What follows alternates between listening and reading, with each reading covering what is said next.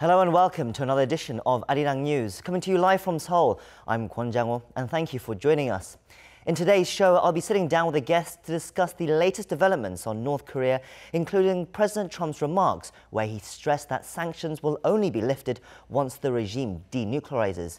But first, South Korea is facing the strongest typhoon it has experienced in several years. So let's go straight to our news center, where Devin Whiting and our news team will have the latest on that. Devin? Hi, Jang-ho. Yes, this storm is more powerful than you typically see in Northeast Asia. It's well over 300 kilometers in radius, and inside wind speeds are clocking in at over 33 meters per second, around 120 kilometers an hour. Our Choi Si-young is in Mokpo at the southern tip of the Korean peninsula, and he joins us now. Si-young, when I spoke to you earlier, you were getting rained on pretty hard, and the wind was strong already, but now it's picking up. Well, that's right, Devin. As we speak, the eye of Typhoon Soulik is still in the water southeast coast of Korea. As you can see, it's windy, and I can feel the wind and rain getting stronger by the minute. Local residents say they have tried their boats to the dock for the incoming typhoon. On Wednesday, two tourists on Jeju Island, a man and a woman, were swept away by a storm surge caused by typhoon's winds. The man managed to swim back safely, but the woman is still unaccounted for. On the same day, according to the Jeju unit of the Korea Electric Power Corporation, the power went out in more than 1,500 households. Traffic lights on the island also stopped working, and some seawalls have also been damaged by high waves. All right, Si-young, well, speaking of Jeju, flights have been canceled there. You've got some data. What's the situation on flights, ships, and any other closures? That's right, Devin. We have ferries and flights suspended or canceled. Specifically, all ferries out of Jeollanam-do province are suspended, and flights from Jeju International Airport are still suspended as of now. Now, since about 5 p.m. Wednesday, all flights have been canceled at the airport. About a total of 600 flights have been canceled. Also, all ferries out of Gyeongsang-buk-do province to Ulleung-do Island are also suspended. The typhoon is expected to hit Seoul Friday morning. We will keep you updated throughout the day. Back to you, Devin. All right, thank you very much for that. And do stay safe out there, Si-young. We'll check in with him a bit later. Now, Typhoon Soulik is considered to be a size medium, according to the weather agency. Data show its trajectory is changing, though. Let's go to our Michelle Park at the Weather Center for the details. Michelle? Yes, Devin, the course has changed. Before, it was expected to make landfall at Poryong, Chungcheongnam-do province, but it seems to be traveling more towards the south and the nearby city of Seocheon. Now, as it made the turn, the speed of the typhoon's movement slowed down from 7 to 4 kilometers per hour. Now, the typhoon will enter the West Sea tonight near Mokpo and pass through Chungcheongnam-do province. By 9 a.m., it's expected to be north of Chungcheongbuk-do province and then move all the way to the east coast by around 2 in the afternoon. Now, this means the typhoon will have less effect on the central region, but more on the east and the south. Now, the typhoon warnings are currently in effect over in Jeju and the coast of Jeollanam-do province and along the southern coast sea, now which has been getting an enormous amount of rain already. Now, throughout the evening, the typhoon alerts are in the forecast, and they are expected to spread across the central region as well. Now, along with the strong winds, there are heavy rain in most places. It will be getting between 50 and 100 millimeters, and in a few cases, even up to 150 millimeters as well. But the east coast of Gangwon-do province and the southwest coast will get up to 300 millimeters and 400 millimeters, respectively. Now, back to you, Devin. All right, thanks for the update. Now, meanwhile, President Min Jeonghoon has once again told his ministers to take all-out measures to minimize the damage from the storm and to prevent casualties. Visiting the Crisis Management Center himself at the National Security Office, the president checked to make sure that all the government's capabilities will be fully utilized in the coming days. President Moon also ordered the government to look into other possible measures like special grants for the regions that are hardest hit. The president also told officials to make sure that the South Koreans attending a family reunion in the north later this week are kept safe. And speaking of those, it's registration day for the South Koreans heading to the second round of reunions for families separated by the Korean War. The first group bid farewell to their long-lost relatives on Wednesday, most likely forever. Our Park Hee-jun is in Sokcho near the inter-Korean border, where the participants for the second round have gathered ahead of their trip to the north. Hee-jun, what's the plan today? Devin, the South Korean participants are here at the Hana Resort in Sokcho, and it's going to be a long day for these families who are eagerly waiting to reunite with their loved ones in North Korea. Now, for the second session of the 21st Inter-Korean Family Reunion, North Korea has chosen 83 North Koreans to meet their families living south of the border. And that means 337 participants from South Korea. Registration began at 2 p.m. Korea time, but people began to arrive hours before that. They've been telling reporters how happy they are right now and how they've been waiting, counting down the days until the reunion. Some of them showed us the presents they're bringing for their siblings, children, and other relatives. I also talked to a few of them when they arrived, and I could see very clearly that they had been waiting, anticipating the reunion very much. Take a listen. 꿈속에 있는 것 같아요. 요즘 며칠 약 먹고 잤어요. 사남매가 만나게 되는 그 기분이 이거만한 표를 못 그 죽었던 사람 얼마나 반가우면서 눈물이 그냥. Tomorrow morning, these families will finally cross over to the north. Over the course of 3 days, they will be given a total of 12 hours to see each other, divided into 6 sessions. But unfortunately, the weather could be a problem. Typhoon Soulik is headed toward Mount Kumgang, and it's forecast to pass through the area on Friday. The participants are of an advanced age, so the typhoon could affect them and the event itself. Seoul's Unification Ministry says it will keep a close tab on the situation and make sure that safety comes above all else. It also says it will make the necessary preparations in case it may have to adjust the schedule for the reunion. But hopefully the damage won't come to that. This is all I have for you now, Devin. Back to you. All right, Hee-jun, hopefully no damage indeed. Now, meanwhile, North Korea appears to have stopped work on dismantling a missile engine testing site. That's according to 38 North, a U.S. website monitoring the regime. The site said Wednesday that commercial satellite imagery from last week showed, quote, no significant dismantlement activity at the Seoul satellite launching station since August 3rd. It added that work on the launch pad also appears to have stopped, with the same parts that were previously removed still piled up on the ground. I'm Devin Whiting, and those are your news headlines.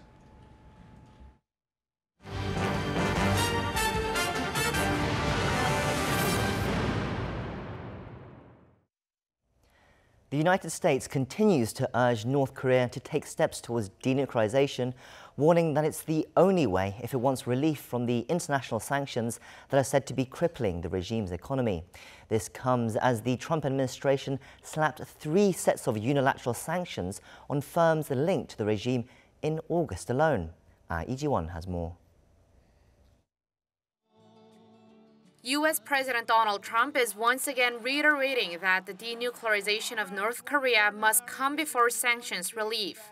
President Trump made the remarks at a rally in West Virginia this week, just hours after the U.S. Treasury Department announced new sanctions on Russian shipping companies for violating North Korea-related UN Security Council resolutions. He also recalled his historic summit with North Korean leader Min Jeonghoon in June, once again highlighting the good chemistry he has with Kim. Trump reminded his supporters about how much the situation has changed from the extremely hostile start he had with Kim and the grave concerns that there might be a war to the North's current cessation of missile or rocket launches. But President Trump stressed that they will have to see what happens. He said he hasn't yet lifted massive U.S. sanctions on North Korea, but he wants to take them off quickly. However, he said for that to happen, the North Koreans must first abandon their nuclear arsenal. Just this month, Washington slapped 3 sets of sanctions on foreign companies and individuals linked to North Korea to further squeeze Pyongyang, demonstrating the Trump administration's strong determination to increase pressure on the regime until it fully denuclearizes. And on this, Japan has reaffirmed its support as well.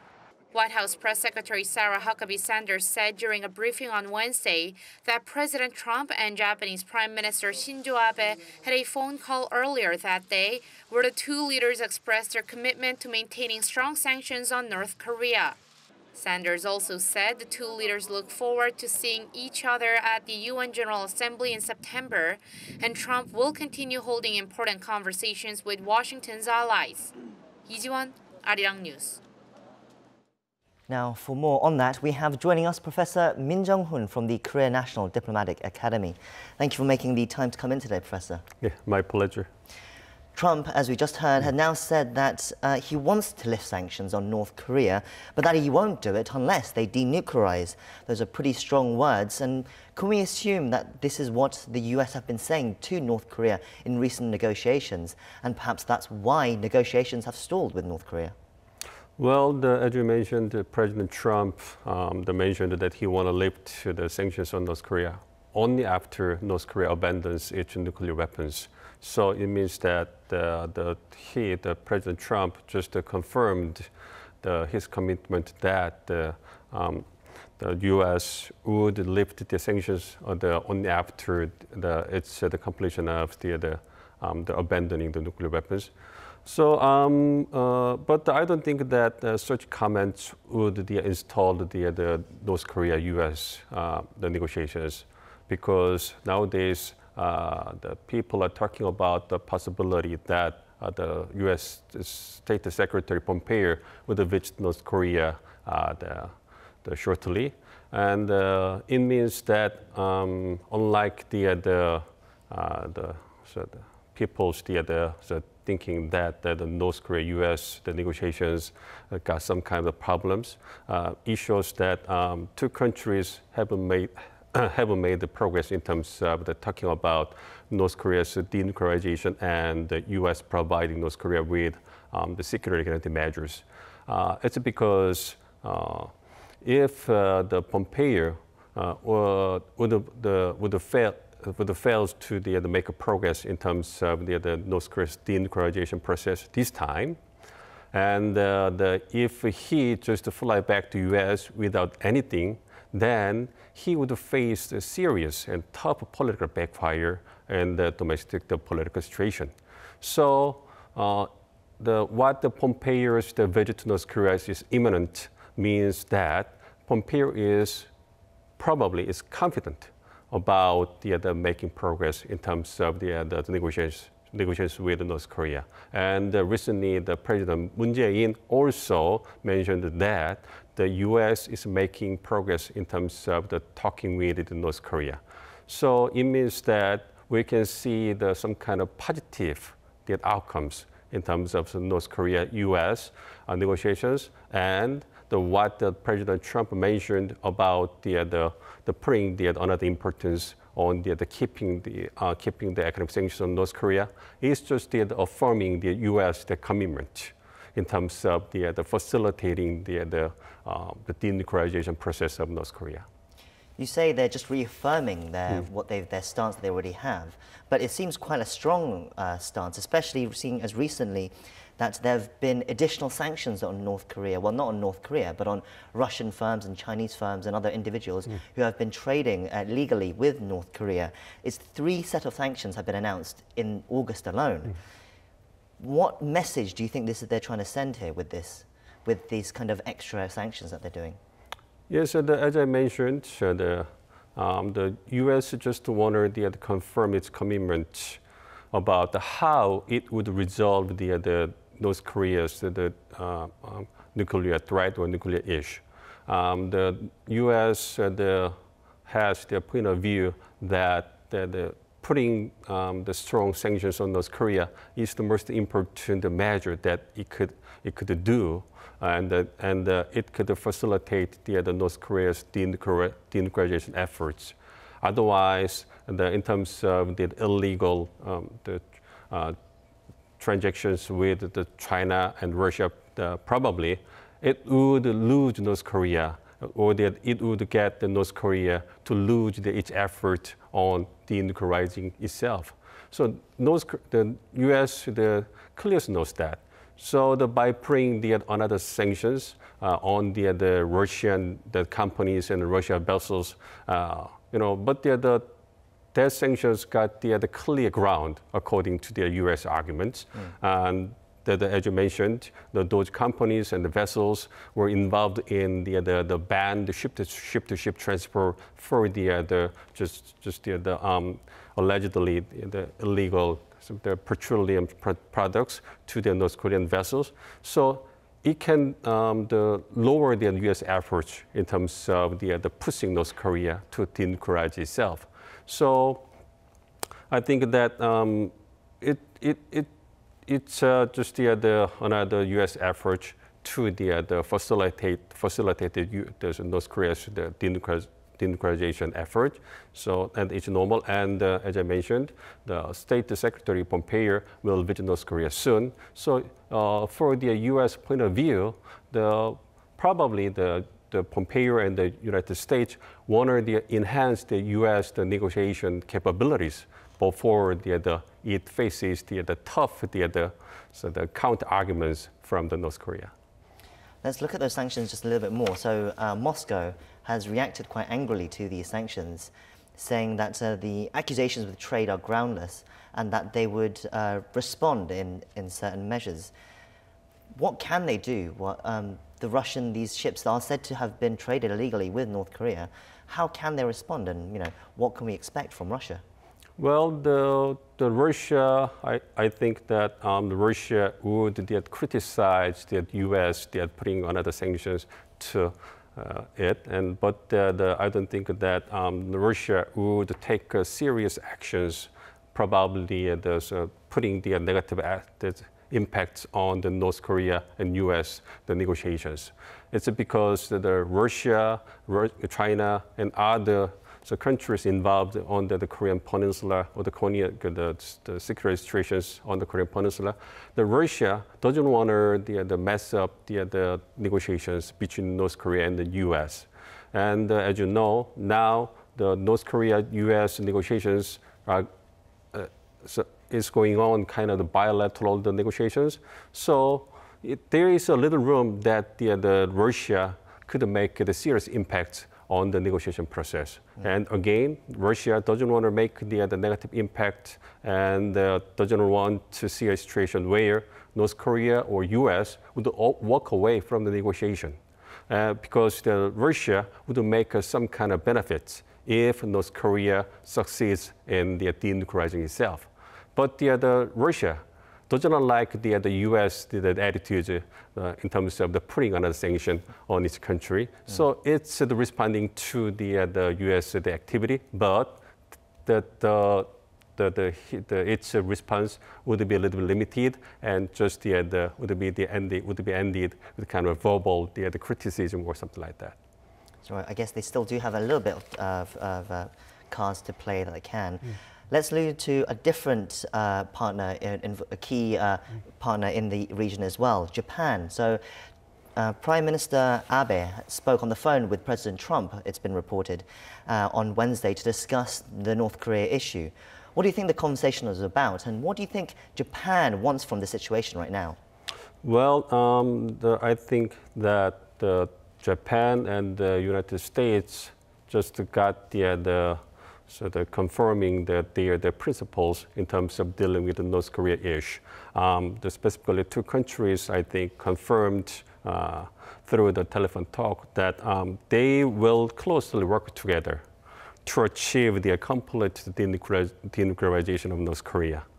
But I don't think that Japan has got some significant changes or the significant plans to make an impact on the North Korea's denuclearization process nowadays, because Japan is facing a very important domestic political event. There will be an election in Japan next month. So I don't think that Japan has the Abe, the administration or the Prime Minister Abe got some kind of political capability or the political room to be pay attention to the North Korean issue nowadays. So just in terms of the phone calls, the Prime Minister Abe just confirmed its principle of the dealing with North Korea. That should be it at this point. But after the election next month, there would be some kind of more active role by Japan in terms of the dealing with the U.S. and North Korea, the negotiations, and most importantly, the kidnapping issue that Japan has got with North Korea and other things. Okay, a couple more issues that I would like to discuss while we have you here, Professor. So the first round of family reunions have concluded, and the second set are set to start on Friday. Now, reunions have only today been reported on by the North Korean state media, but it's been very muted in its coverage. There was only a couple of short paragraphs on it, and compared to previous times when they used to cover the reunions on a daily basis and in far more detail, it's quite surprising. Why do you think this time they've been so reluctant to report on it? Well, I think that such the attitudes of the North Korea or what the North Korea media briefly reported the event this time, shows or reflects the North Korea's ambivalent attitude to South Korea. First, North Korea shows its positive attitude on South Korea in terms of the South Korea's active role in terms of implementing the Panmunjom Declaration by holding the event. But North Korea is also expressing its complaints to South Korea but it's very low-key. That South Korea is not taking active actions in terms of alleviating the sanctions and the U.S. providing North Korea with the security-related measures. So North Korea is pushing South Korea to take the more active role in terms of improving North Korea-U.S. relations. But the North Korea, again, doesn't want to mess up the situation in terms of improving the inter-Korean relations and probably the North Korea-U.S. relations. So it made the complaints very softly. So I think that it should be all right, but the North Korea wanted to express its ambivalent opinions to South Korea. I guess reporting on it is better than nothing. Anyway, another issue that I want to touch on before we go is reports have emerged that say the South Korean military is contemplating removing the term "our enemy" quote, when describing North Korea in its official white paper that outlines the government's defense stance. Now, of course, these are just reports for now and is not yet been officially announced, and that will come in December, it's been said. But how significant would this kind of change in wording be? Because it's not the first time that the Korean military has done this. It's done it several times before. Can you explain how significant this could be? Yes. The term, as you mentioned, that the term was the term became controversial even in the past administrations. But the first, in 1995, South Korea used the term first. In the 1995 Defense White Paper, after the head of the North delegation, Park Young-soo, mentioned that North Korea's military attacks would turn Seoul into sea of fire. And in the 1994 Inter-Korean Working Group, the dialogues. And the term continued to be used until 2000. And that the term was taken off from the Defense White Paper after the 2000 Inter-Korean Summit. But the term came back to the Defense White Paper when the North Korea got the shelling, North Korea's shelling on the Yeonpyeong Island in November 2010. And it has been used since then. So it is reported that the Defense Ministry would fully review and examine the possibility of removing the term from the white paper this year. And as you mentioned, it will be decided by the end of this year. Regarding the consequence of the taking off the term in terms of the inter-Korean relations, as you know, since the Panmunjom Declaration in April this year, the inter-Korean relations are going very well. And the two Koreas are making progress in terms of implementing the agreements of the Panmunjom Declaration.